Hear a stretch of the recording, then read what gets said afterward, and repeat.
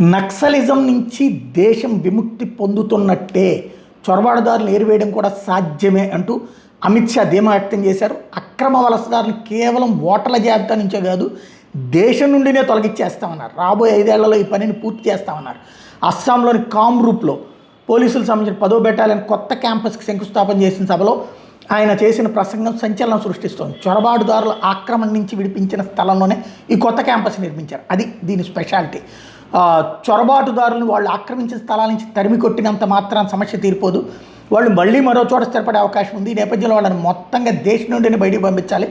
అక్రమ వలసదాన్ని బహిష్కరిస్తామని గతంలో కాంగ్రెస్ నేత రాహుల్ గాంధీ చెప్పారు. కానీ కాంగ్రెస్ ఆ పని చేయబోదు. ఎందుకంటే వాళ్ళకి ఆ పార్టీకి ఓట్ బ్యాంక్ వాళ్లే అని గుర్తు చేశారు. చొరబాటుదారులను రక్షించాలని అస్సాం పార్టీ విధానాలు అస్సాంకు ముప్పుగా మారినాయి. ఒకవేళ వాళ్ళ మీద చర్యలు తీసుకునే విషయాన్ని కాంగ్రెస్ కట్టుబడి ఉంటే పార్టీ ఎన్నికల మేనిఫెస్టోలో ఆ విషయాన్ని పొందుపరచండి అన్నటువంటి సవాల్ విసిరారు.